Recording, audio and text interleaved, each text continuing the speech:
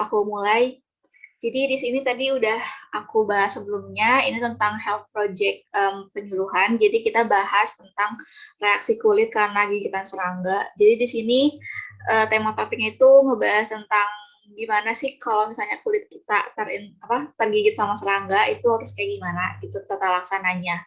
Kayak ini ada nama aku sama nama Bella. Boleh lanjut, Bel.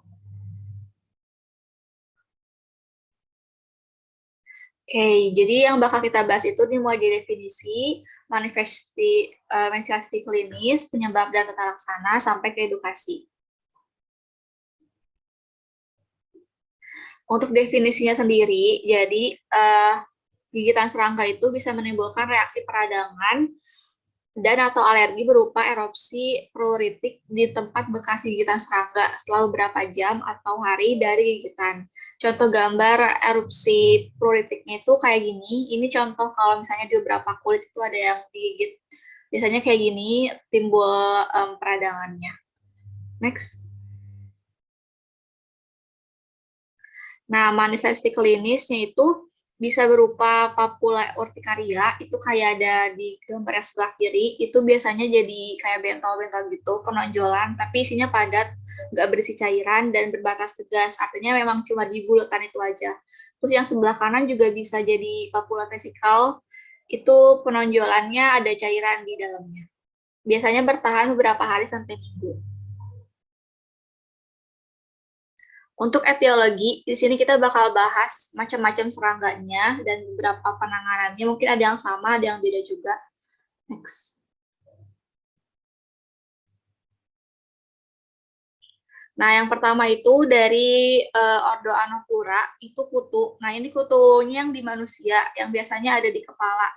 Tapi kutu yang kayak ini juga bisa ada di badan gitu, tapi beda jenisnya.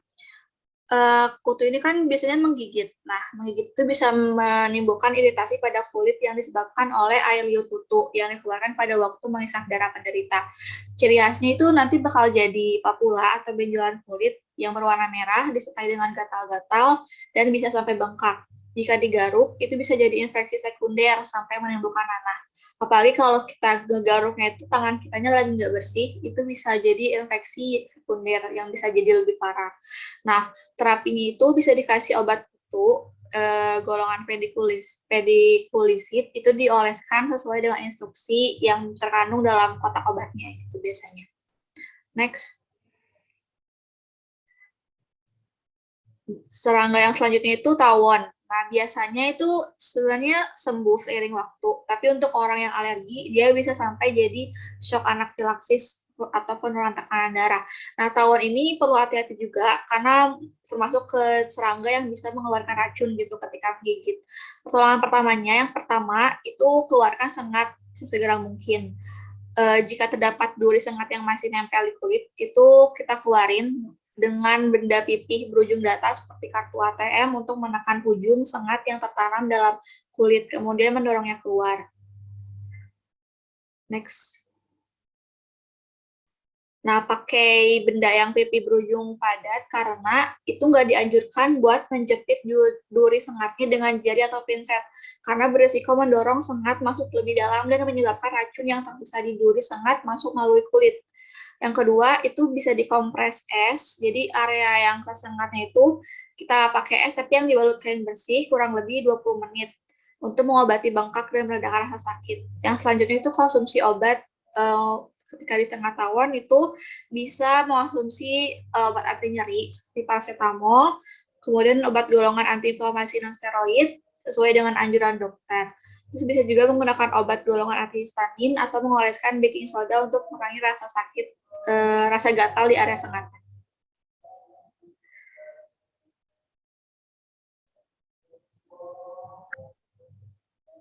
Untuk selanjutnya nyamuk. Nah, kalau nyamuk mungkin udah sering banget kita temuin gitu ya. Nah, biasanya nyamuk ini hidup di air yang menggenang. Terus biasanya gigitan serangga itu bersifat self-limited dan memiliki prognosis yang baik, jadi gampang gitu sembuhnya, nggak sampai infeksi sekunder yang berat banget. Dan sangat jarang menimbulkan komplikasi serius. Tapi tetap jangan digaruk terus-menerus untuk menghindari terjadi infeksi sekunder. Next. Yang selanjutnya adalah lalat hitam. Sebenarnya lalat hitam itu nggak jarang menggigit dan juga bukan serangga beracun. Tapi biasanya memang telur-telurnya itu bisa ditemukan di materi yang membusuk atau pupuk kandang atau kompos dan bisa menetas dalam waktu sekitar 4 hari. Jarang menempel dan nggak beracun seperti tawon. Next. Tapi antisipasi aja kalau misalnya digigit, tetap kita cuci area sengatan dulu dengan sabun dan air, kita kompres dengan es sekitar 10 menit, kemudian kita oleskan lotion kalamin atau pasta soda kue dan air ke area gigitan serangga beberapa kali sehari untuk membantu meredakan gatal dan nyeri. Lotionnya itu sejenis krim antihistamin. Next. Selanjutnya itu midgas. Nah, itu tuh biasanya larvanya itu hidup di air yang kayak perairan seperti sungai, danau, kolam.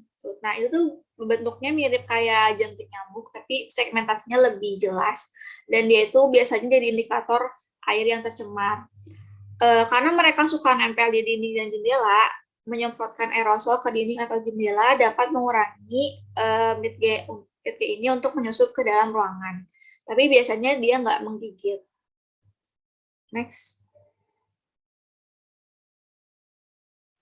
Nah, selanjutnya itu bed bugs. Nah, ini perlu agak diperhatiin juga karena bed bugs ini jahat menghisap darah dan dia itu di kasur masalahnya. Karena kan sehari-hari kan kita tidur gitu ya, terus bed bugnya itu bisa keluar pada malam hari ketika kita lagi tidur dan dia itu ngegigit waktu kita tidur. Jadi dia itu bisa menghisap darah dan biasanya dia itu ada di kasur, terus di selimut, spray. Nah, itu tuh bisa kita basmi pakaian tidur, selimut, dan spraynya itu dengan air panas. Namun untuk hasil yang maksimal itu mengatasi kutu ini bisa dilakukan dengan menggunakan jasa pembasmi serangga profesional. Nah, area yang digigit itu biasanya kan terasa gatal, tapi seperti sensasi terbakar. Gejala yang disebabkan oleh gigitan biasanya hilang dalam 1 hingga 2 minggu. Gunakan krim anti gatal untuk mencegah gigitan gatalnya. Nah, pengobatannya apa? Jadi ketika digigit bedbug ini sama seperti sebelumnya, kita pakai obat golongan antihistamin. Pengobatan ini bertujuan untuk mengurangi rasa gatal dan terbakar. Terus kita pakai es batu yang seperti sebelum-sebelumnya, ini untuk mengurangi rasa gatal dan mengurangi keinginan untuk menggaruk. Dan lotion antiseptik ini bisa digunakan jika terindikasi infeksi. Next.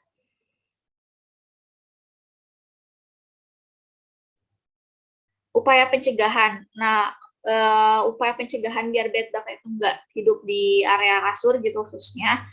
Observasi area di mana kutu busuk ini atau bedbugs itu biasa bersembunyi, termasuk memindahkan kasur dari bingkai tempat tidur, menggunakan produk perawatan dan mengulangi perawatan hingga berhasil. Bersihkan seluruh bagian yang terinvestasi, termasuk kasur, dan tempatkan isi kantong penyedot tubuh dalam kantong plastik.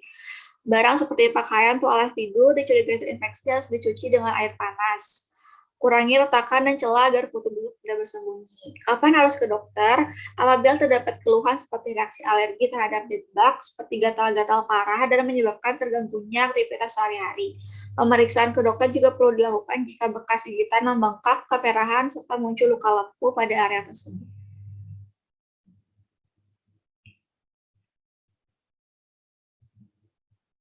Selanjutnya akan dijelaskan oleh Bella. Oke, makasih Janet. Izin lanjutin. Jadi selanjutnya itu ada kissing bug. Jadi kenapa sih namanya kissing bug? Kissing bug itu artinya adalah sebuah kutu yang biasanya itu menggigit orang daerah wajah ataupun daerah sekitar mulut. Jadi kan jadi disebut dengan kissing bug. Tapi selain itu juga bisa menggigit di daerah tubuh lainnya. Nah, kutu ini juga bisa membawa parasit ya, namanya adalah Trypanosoma cruzi. Nah, untuk Trypanosoma cruzi ini bisa didapatkan dari orang ataupun hewan atau peliharaan yang terinfeksi dari parasit Trypanosoma cruzi. Nah, Untuk habitatnya ataupun kehidupannya sendiri, kissing bug ini aktif di bulan-bulan yang lebih hangat, yaitu bulan Mei sampai bulan Oktober. Dan juga dia aktif di malam hari, jadi dia adalah hewan nokturnal dan tertarik sama cahaya. Nah, kissing bug ini juga hidup itu kurang lebih 1-2 tahun ya setelah telurnya menetas dan melanjutkan pada siklus lainnya. Dan juga dia banyak ditemukan di negara Amerika bagian selatan. Nah, untuk kissing bug ini dia akan menggigit manusia dan gigitannya itu tidak sakit, jadi tidak terasa gitu kalau misalnya kita tergigit dari kissing bug. Nah, setelah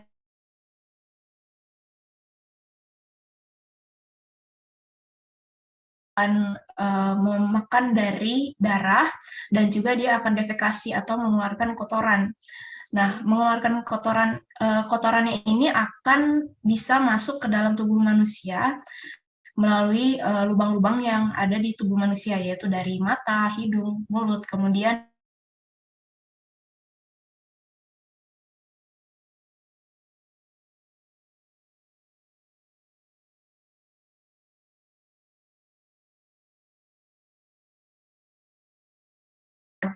sering garuk-garuk, kemudian disentuh. Nah, jadi bisa menyebar gitu. Nah, setelah kita tergigit dari kissing bug, nanti akan muncul bintik-bintik merah, bisa juga sampai bengkak atau namanya cagoma. Kemudian bisa juga sampai kronis ya, bisa menyebabkan komplikasi pada organ pencernaan ataupun jantung. Oke, ini maaf di ignore aja. Jadi untuk pencegahannya itu sendiri dari kissing bug itu kita bisa membersihkan area tumpukan. Nah, karena kan kissing bug ini hidupnya adalah di daerah tumpukan ya, bisa tumpukan daunan, sarang hewan, jerami ataupun tumpukan lainnya. Jadi kita harus menjauhkan ataupun membersihkan area tumpukan itu dari sekitar rumah. Nah, kemudian kalau misalnya kita punya peliharaan, pada malam hari itu kita bisa memasukkan peliharaan kita ke dalam rumah karena untuk mencegah dari hewan peliharaan kita terinfeksi parasit, yaitu Trypanosoma cruzi tadi. Nah, karena kissing bug juga hidup di retakan ya, jadi kita harus mensegel atau menutup area retakan, misalnya ada di jendela, di pintu, ataupun di lantai dengan bahan-bahan seperti silikon, baja, tembaga, atau sejenisnya. Kemudian juga kalau misalnya kita tergigit dari kissing bug, itu kita jangan menyentuh kissing bug-nya dengan tangan kosong, ataupun jangan kayak kutu dipites gitu. Kita harus pakai sarung tangan ataupun pelindung seperti plastik. Habis itu disimpan di dalam wadah yang tertutup. Kemudian area yang tergigit itu kita bersihkan dengan air, lalu juga dengan povidone iodin atau betadine. Kemudian bisa juga dioleskan dengan antihistamin ya, yang krim, atau kita bisa pergi ke dokter juga yang nanti bakalan dikasih antiparasit 2 ini nama obatnya. Oke. Kemudian selanjutnya ada semut api. Untuk semut api ini memang gigitannya itu lebih sakit daripada semut biasanya yang kita lihat misalnya di makanan yang warna hitam itu. Nah, untuk kenapa sih dia lebih lebih sakit? Karena dia itu akan mengeluarkan jenis racun yang racunnya ini terdiri dari campuran 46 protein. Nah, nanti setelah tergigit akan terasa perih yang seperti terbakar ataupun sehabis dicubit. Dan juga nanti akan terasa gatal. Nah, caranya gimana sih kita mengatasi gigitan dari semut api ini? Yang pertama, cuci dengan sabun dan juga air, lalu ditutupi dengan perban. Nah, kita nggak boleh mengoleskan ataupun menuangkan alkohol ya kepada dari gigitan semut api ini, karena nanti bisa tambah perih. Nah, selain itu juga kita bisa kompres selama 20 menit, habis itu diangkat 20 menit lagi. Terus selain itu juga untuk menenangkan area yang tergigit, kita bisa oleskan dengan aloe vera atau lidah buaya. Oke, selanjutnya ada lebah. Nah, untuk lebah ini sendiri, dia memiliki kantong ya, yang berisi dengan racun dan racunnya bisa terpompa keluar kalau misalnya lebah menyengat dari manusia. Nah, gigitan lebah ini juga sakit. Kemudian untuk racunnya sendiri bisa menyebabkan pembengkakan, jadi bisa bengkak dan juga bisa rasa nyeri yang hebat gitu. Bisa sampai merah, bernanah, demam, ataupun mengalami kitanya itu kelelahan gitu, terasa kelelahan. Nah, untuk treatmentnya ini apa sih? Yang pertama, kalau misalnya kita berada di area yang sarang lebah gitu, banyak lebah, kita harus menutup mulut dan juga lubang-lubang yang ada di tubuh kita, yaitu adalah mulut, kemudian hidung, kemudian telinga gitu ya, mata, dan langsung meninggalkan area yang banyak lebah itu. Nah, terus karena kalau misalnya setelah kita tersengat, lebah itu akan mengeluarkan senyawa kimia yang bisa mengundang lebah lainnya, jadi makin banyak gitu. Nah, terus abis itu kita harus meninggikan area yang tergigit. Abis itu kita juga bisa kompres dingin ya menggunakan es gitu. Terus abis itu jangan menggaruk dari area gigitan. Kemudian juga sengatan yang ada atau yang keluar dari saat kita digigit itu harus dihapus dengan kain kasa ataupun dengan kuku. Jadi jangan sampai ditusuk pakai pinset karena racunnya itu yang udah masuk ke dalam kulit manusia itu dia bisa masuk lagi ke lebih dalam gitu. Jadi jangan ditusuk pakai pinset. Kemudian cuci juga area yang tergigit dengan sabun dan juga air.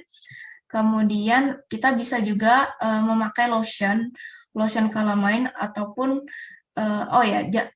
maksudnya jangan menggunakan lotion calamine ataupun cuka atau soda yang mengandung bikarbonat karena bisa memperparah dari gigitan lebah.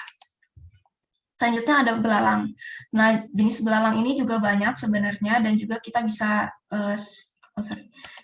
banyak temukan di area sekitar rumah. Dan belalang ini sendiri suka dengan area yang dingin ataupun basah.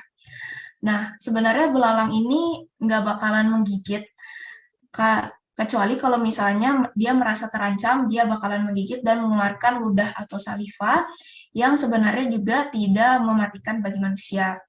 Nah, cara mencegahnya itu gimana sih? Karena belalang itu tinggalnya adalah di area rumput dan juga dia makan atau makanannya itu adalah rumput, kita perlu memotong pendek dari rumput halaman rumah untuk mengurangi makanan belalang dan juga kita bisa menggunakan insektisida untuk membunuh dari belalang dan juga kalau misalnya kita berjalan ataupun melakukan aktivitas di area rerumputan, kita bisa menggunakan alas kaki yang tertutup atau sepatu. Kemudian kalau misalnya kita pun tergigit, kita bisa menyingkirkan tubuh ataupun produk yang tersisa dari gigitan tersebut.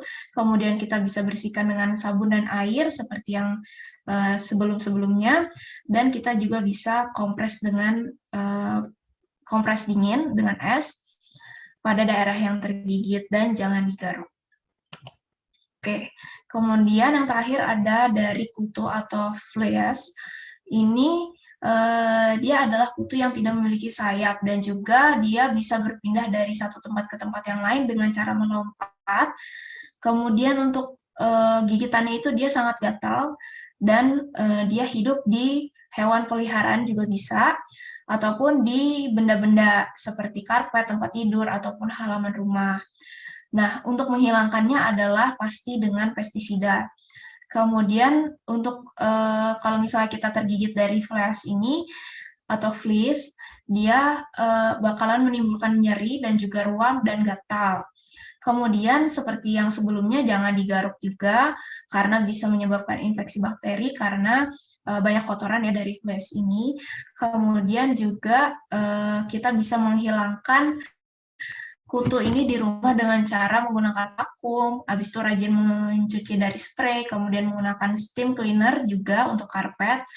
Kemudian kalau misalnya di halaman rumah jangan terlalu sering overwatering ya, jangan terlalu sering membasahi tanaman di halaman rumah sehingga bisa menjadi lembab. Terus juga membersihkan tumpukan dedaunan ya, dedaunan mati, kemudian ataupun kotoran lainnya yang ada di dalamnya. Kemudian juga menggunakan repelan atau yang berupa sulfur, karena si fleas ini tidak suka bau menyengat. Oke, selanjutnya ada edukasi yang terakhir, konten yang terakhir. Oke, yang pertama untuk mencegah dari gigitan kutu, kita bisa hindari kontak ya kan, karena kutu ini kita sering lihat itu adanya adalah di rambut orang yang terkena infeksi ataupun yang memiliki kutu. Kita bisa menghindari kontak dengan orang itu dengan cara kita menghindari bermain ataupun kegiatan lainnya yang ada di rumah, di sekolah, ataupun di tempat lainnya. Seperti misalnya juga pesta tidur ya, kalau misalnya kita pergi ke rumah teman, kita bisa menghindari kegiatan tersebut terlebih dahulu. Kemudian juga jangan berbagi pakaian seperti topi, syal, mantel, seragam olahraga, ataupun pita rambut atau jepitan rambut. Kemudian jangan juga berbagi sisir, sikat, handuk. Kita bisa merendam dari sisir dengan air panas setidaknya 55 derajat Celcius selama 5-10 menit untuk mencegah dari penularan infeksi kutu yang ada di kepala. Kemudian juga jangan berbaring di tempat-tempat seperti tempat tidur yang potensi banyak dari kutu, kemudian sofa, bantal, karpet, ataupun boneka. Oke, selanjutnya kita juga tadi ya bisa mencuci pakaian, spray, kemudian barang-barang lainnya. Kemudian juga kita bisa kalau misalnya nggak bisa dicuci barang-barang atau pakaiannya, kita bisa mensegel dalam kantong plastik ya, dan disimpan selama 2 minggu. Kemudian selain itu juga bisa menggunakan semprotan fumigan. Semprotan ini tidak diperlukan untuk mengendalikan kutu kepala dan dapat menjadi racun jika dihirup atau diserap melalui kulit. Jadi kita jangan menggunakan semprotan fumigan untuk membunuh dari kutu. Oke. Selanjutnya untuk memberantas sarang tawon, di sini kita bisa memilih semprotan aerosol insektisida ataupun debu yang dirancang khusus untuk membunuh dari tawon, termasuk dari ratu koloni tawonnya. Nah, selain itu kita juga bisa memakai pakaian pelindung untuk menutupi kulit ya. Jadi kita bisa pakai celana panjang, lengan panjang, kaos kaki, alas kaki untuk mencegah dari sengatan. Kemudian kita menyemprotkan dari insektisida itu sesuai dengan instruksinya, karena kan beda-beda setiap produk. Kemudian setelah menyemprotkan di malam hari, kita bisa mencek lagi nih di pagi harinya apakah sudah mati sarang tawonnya. Selanjutnya kalau misalnya belum mati juga, kita bisa menggunakan tongkat panjang untuk menghancurkannya.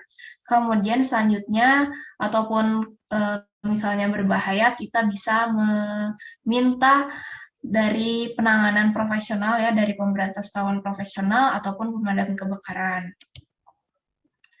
Selanjutnya di sini seperti yang kita ketahui ada 3M ya untuk mencegah sarang nyamuk dengan menguras, menutup, dan memanfaatkan. Menguras area penampungan ya, kita bisa membersihkan tempat-tempat penampungan, kemudian juga bisa dibuang kalau misalnya tidak dipakai ya. Kemudian menutup juga kalau misalnya mau dipakai, penampungan air itu bisa ditutup. Kemudian juga memanfaatkan ya barang-barang bekas yang menumpuk bisa menjadi sarang dari nyamuk, sehingga kita perlu membersihkan, dan juga apa salahnya bila kita mendaur ulang ya kan.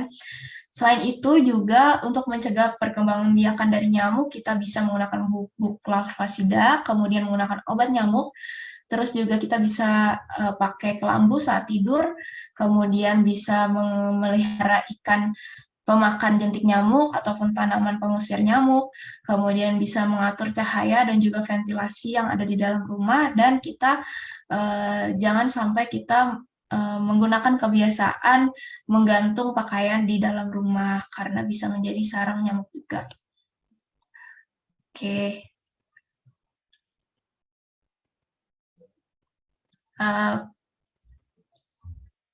Oke, materinya baik, udah mungkin Terima kasih Bella. Materinya sebenarnya udah sampai situ dan semoga semua materi tadi yang udah disampaikan dalam penyuluhan ini bisa bermanfaat dan kalaupun amit-amitnya kejadian kegigit serangga bisa diaplikasikan yang tadi tata laksana sebelumnya yang udah dijelasin. Bisa di stop share aja Bel.